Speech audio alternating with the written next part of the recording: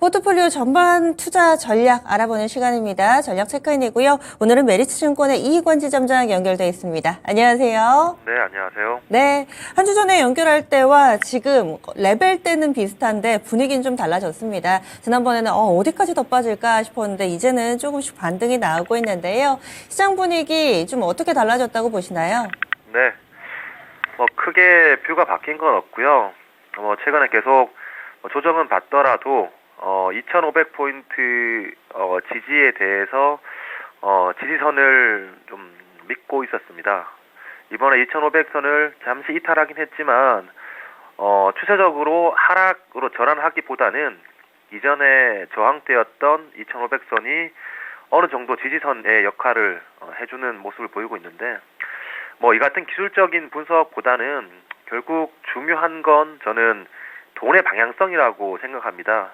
이번 FOMC에서 올릴 거다, 그리고 이게 끝일 거다, 반응이 중요하다, 이렇게 좀 너무 작은 그 뷰를 제시하는데, 제가 코너 초기에 말씀드렸던 뷰죠.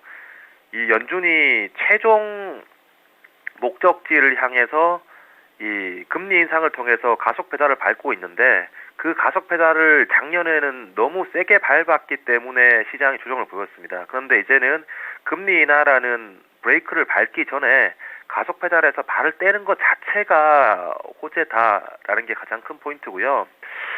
때문에 이번 FOMC는 저는 지난주에도 언급드렸지만 좀 불확실성 해소 영역으로 지나갈 거다라고 보고 있고요. 결국 중요한 건 이런 그 유동성의 방향들, 유동성은 한번 방향을 잡으면 꾸준히 돈이 풀리거나 회수가 되죠. 그래서 하락장이 1년 반 지속되거나 또는 상승장이 2년 동안 지속되는 이런 돈의 방향성이 움직입니다. 근데 돈의 방향성을 후행하는 것이 주가와 그리고 실적인데요.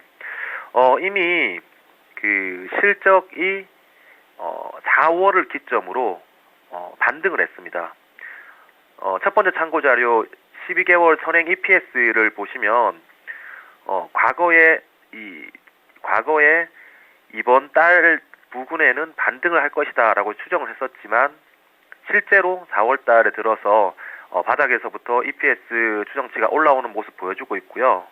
그리고 다음 참고 자료는 올해 예상되는 이익과 내년에 예상되는 순이익 전망치가 꾸준히 하향 조정되고 있긴 하지만 올해 예상되는 이익 대비해서 여전히 내년에 순이익 전망치가 약 55% 높은 위치에 있습니다. 이는 현재 올해 추정치가 하향되고 있지만 바닥을 잡았다라는 의미고요.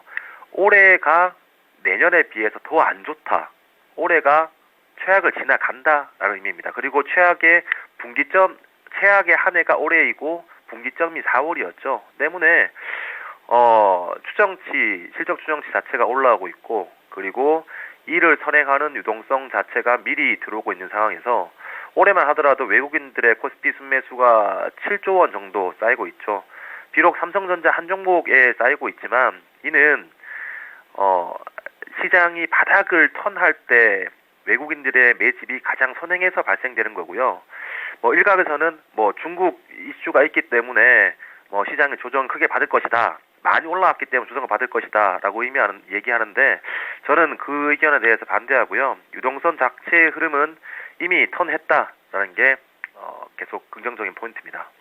시장의 잔파도가 아니라 큰 흐름을 지금 유동성 장세로 왔기 때문에 갈 수 있다. 이런 시각 그대로 유지해 주시는데요. 적극적으로 주식을 담고 또 운용하고 있죠. 지금 포트폴리오의 현금 대 주식 비중이 어떻게 되고 있나요? 주식 90대 현금 10 그대로 유지를 하고요. 지난주에 선익 시스템이 단기 급등을 해서 차익 실현한 후 아직까지는 포트폴리오에 변화는 없습니다. 그래서 현금과 주식 비중은 9대 1로 이렇게 운용을 하고 있습니다. 기존의 포트폴리오 보면서 종목 얘기 좀 나눠볼게요. 보면은 종목이 총 5종목으로 지난 포트폴리오, 기존의 포트폴리오가 구성이 되어 있습니다. 이차전지 쪽에 SK이노베이션하고 SKC 각각 20% 정도의 비중으로 담고 있는데 그대로 홀딩 이 두 종목은 초반에 이 포트를 구성할 때부터 들어있었던 종목입니다. IT 쪽에서는 SK하이닉스 15% 비중으로 들어있고요. 제약바이오 포트폴리오의 오스코텍하고 메리츠금융지주가 최근에 또 퍼포먼스가 상당히 좋았는데 이 종목도 15% 담겨 있습니다. 그러면 한 종목씩 그 사이에 이슈가 있었다거나 아니면 또 전략의 변화 있으면 이 부분 좀 짚어주실까요? 네, 뭐 특별한 변화는 없고요. 이 5종목 모두 저는 1년, 2년, 3년을 투자하면 그 이상의 수익을 낼 수 있는 종목이다라고 보고 있습니다. 언제 올라가냐가 아니라 싸고 업사이드가 높다라는 게 포인트고요. 지금 2차 전지가 다 좋다. 그리고 에코프로 BM이 다 좋다는 건 누구나 알고 있을 겁니다. 근데 에코프로를 70만 원에 언급하냐, 에코프로를 10만 원에 언급하냐, 그 차이가 중요하지 않을까라고 생각되고 있고, 그럼 결국에 에코프로가 10만 원일 때의 종목들이, 후보군들이 어떤 종목들이 있냐를 봤을 때 저는 2차 전지에서는 SK이노베이션과 SKC를 보고 있고요. 이 종목들은 뭐 단기에 올랐다 내렸다 뭐 단기의 주가 흐름보다는 길게 가져간다면 결국엔 에코프로와 같은 퍼포먼스를 보여줄 수 있는 기업이라고 생각하고 있고, 그 중에 SK이노베이션 같은 경우에 턴어라운드를 가장 중요하게 보고 있습니다. SK온의 턴어라운드죠. 그런데 AMPC의 효과를 시장에서 별로 생각하고 있지 않은 것 같습니다. AMPC 하면 LG 에너지 솔루션만 기대를 하고 있는데, 사실 AMPC의 효과, 소비자에 대한 혜택이 아니라 생산자에 대한 혜택을 가장 레버리지 효과를 누릴 수 있는 기업은 SK온이라고 생각이 되거든요. 그리고 최근에 현대차와 함께 미국 진출을 했다는 건 향후에 AMPC로 영업이익단에서 이 추가될 현금이 더욱더 규모가 많아지고 가팔라진다라는 의미입니다. 때문에 뭐 2분기에 돌아서냐, 3분기에 돌아서냐, 4분기에 돌아서냐겠지만 저는 이 돌아서는 방향성 자체는 이미 턴했기 때문에 지금이 싼 구간이다라고 생각하고 있고, 최근에 2차 전지 흐름에 비해서 이 소외받고 하루하루를 본다면 재미없죠. 그런데 과거에 에코프로도 마찬가지였고 에코프로 BM도 같은 시기가 있었습니다. 때문에 굳이 하루 또는 일주일, 2주일의 흐름 때문에 일일비할 필요는 없다 생각되고 있고요. 두 번째 종목은 SK하이닉스입니다. 지금 삼성전자 같은 경우에 다시 한 번 더 신고가 트라이를 시도하고 있죠.